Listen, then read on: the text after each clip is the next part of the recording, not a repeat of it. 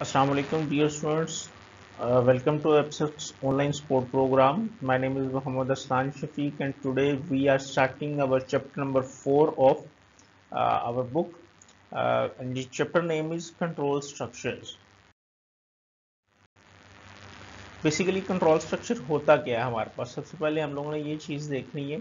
Control structure आपको allow करता है, किसी भी जो यूज़र है उसको अलाउ करता है कि वो प्रोग्राम की सीक्वेंस को कंट्रोल कर सके। यानी कि हमने अपने प्रोग्राम को किस तरह चलाना है, प्रोग्राम हमारा किस तरीके से चलना चाहिए, उस चीज़ को हमने कंट्रोल करना है। तो वो आपके पास कंट्रोल स्ट्रक्चर्स होते हैं।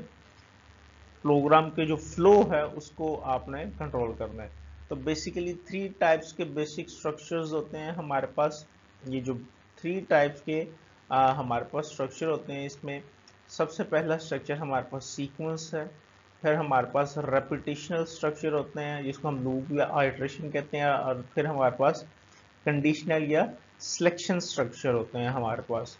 तो ये बेसिक तीन स्ट्रक्चर होते हैं जिसको हम यूज़ करते हैं C plus plus programming language के अंदर या किसी भी प्रोग्रामिंग लैंग्वेज के अंदर अपने उस जो फ्लो है अपने स्टेटमेंट्स का उसको कंट्रोल करने के लिए। ये हमारी प्रोग्रामिंग का बहुत इंपॉर्टेंट जो है वो कॉन्सेप्ट है, इसको आपने बड़े अच्छे तरीके से देखना है।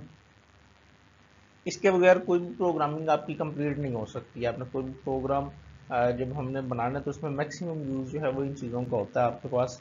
सीक्वेंस स्ट्रक्चर में क्या होता है, आपके पास एक sequence is a series of statements that execute one after another.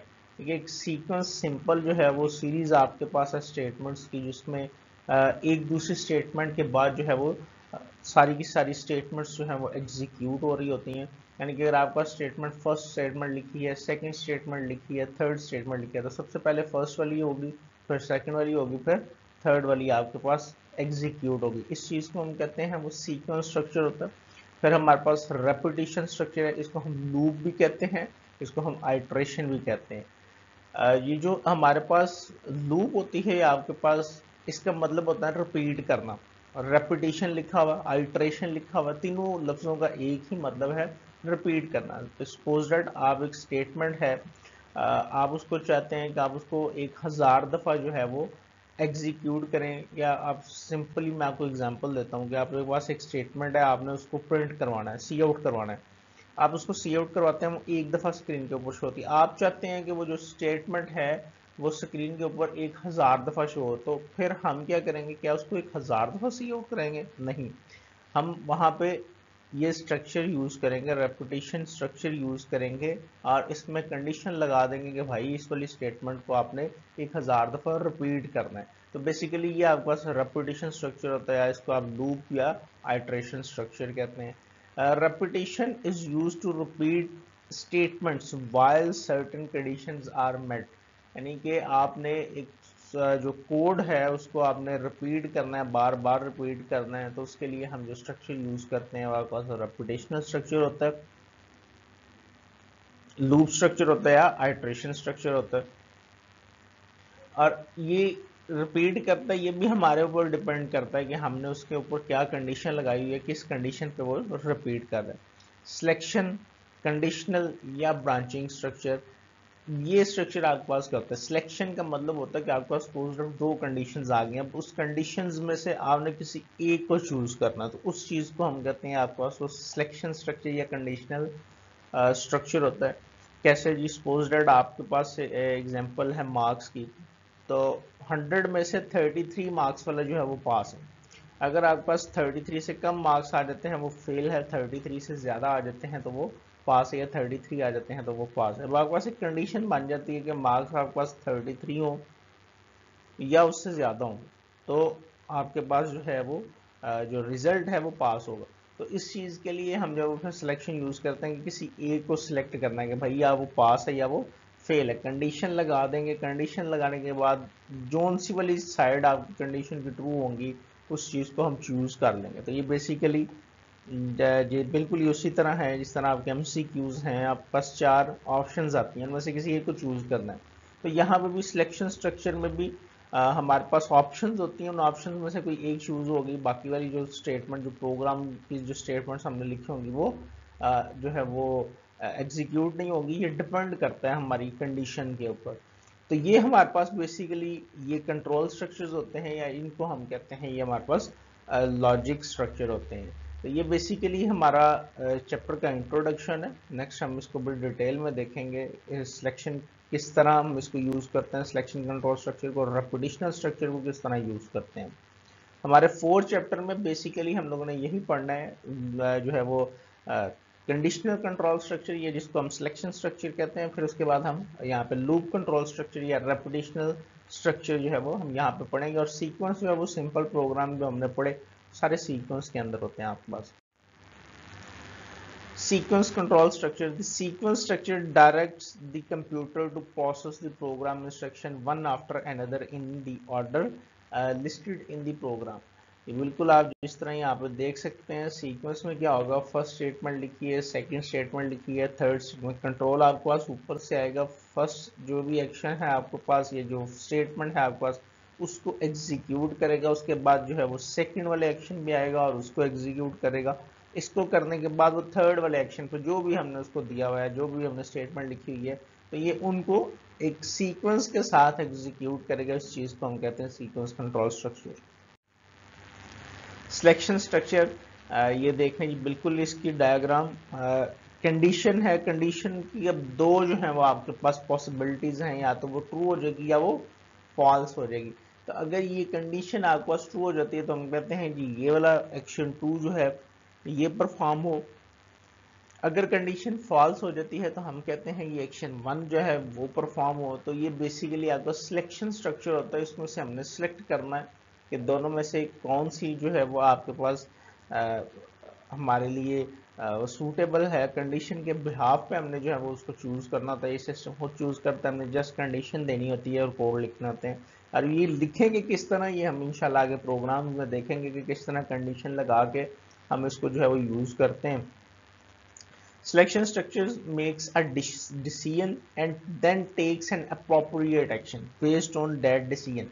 यानी कि वो पहले डिसीजन को चेक करेगा, वो कंडीशन लगी है उसको चेक करेगा और उसकी बेस पे वो जो है वो आपके पास एक्शन लेगा। सपोज दैट यहाँ पे आप लिख देते हैं m इज ग्रेटर देन 33। तो अगर वो आपके पास यहाँ पे हम लिख देते हैं m इज ग्रेटर देन 33, या हम यहाँ पे लिख देते हैं m इज इक्वल टू 33। तो अगर ये आपके पास दोनों कंडीशंस हो तो वो ट्रू होगा, अगर ये नहीं होती तो वो फॉल्स हो जाएगा। तो ये बेसिकली ये हमारे पास एक कंडीशन होती है जिसको वो आगे चेक करता है और उसकी बेस पे वो डिसीजन लेता है।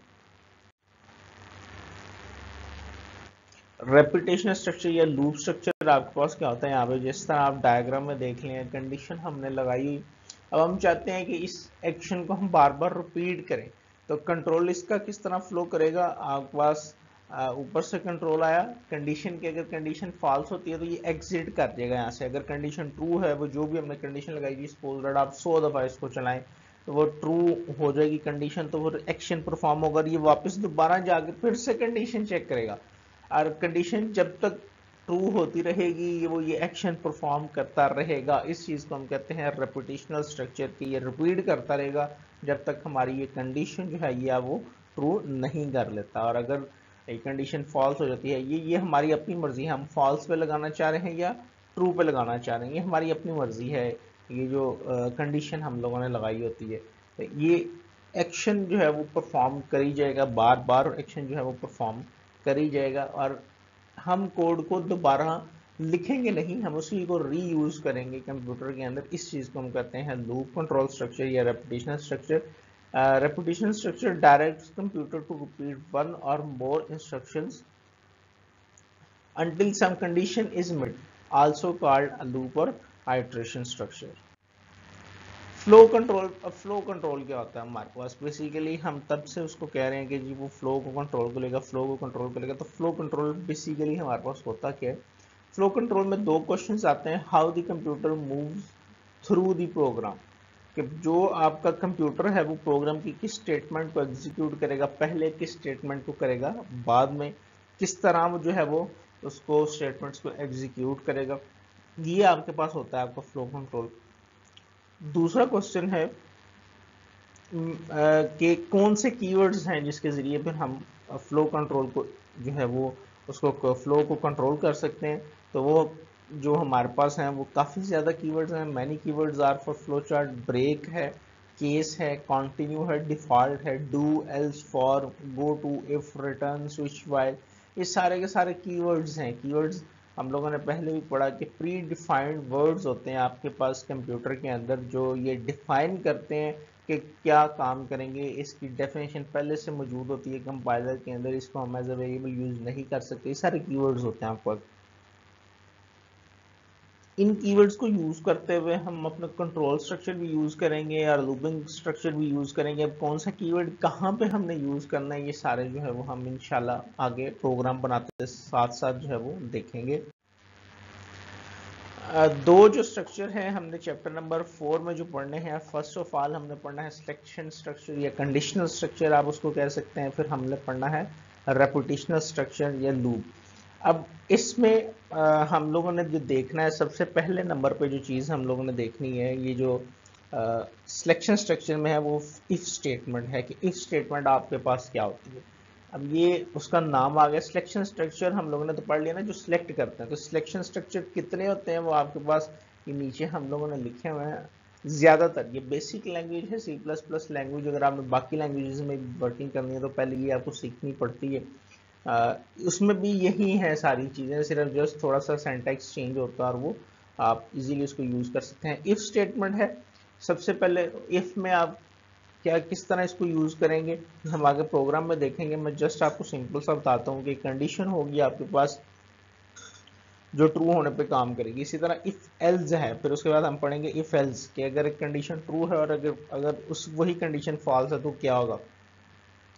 नेस्टेड इफ, नेस्टेड इफ की बहुत सिंपल सी एग्जांपल है कि इफ के अंदर एक और इफ लगा देते हैं हम, तो उस चीज़ को हम कहते हैं नेस्टेड इफ, यानी कि डबल डबल कंडीशन। ऐसा भी तो हो सकता है कि हमें दो दो तीन तीन कंडीशंस लगानी पड़े, तो उसके लिए फिर हम नेस्टेड इफ जो है वो यूज़ करते हैं।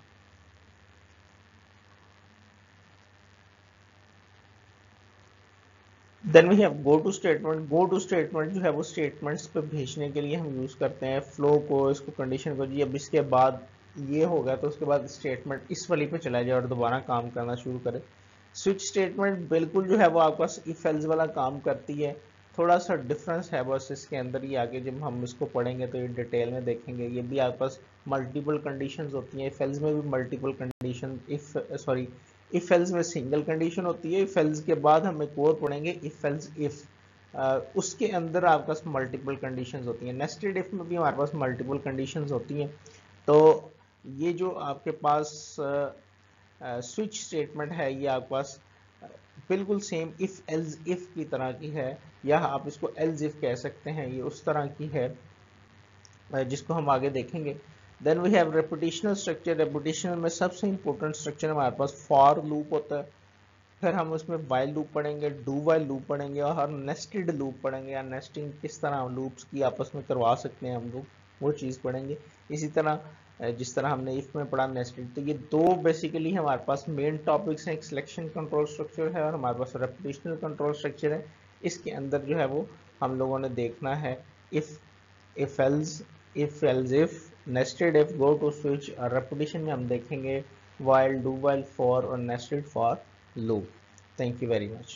Assalamu alaikum.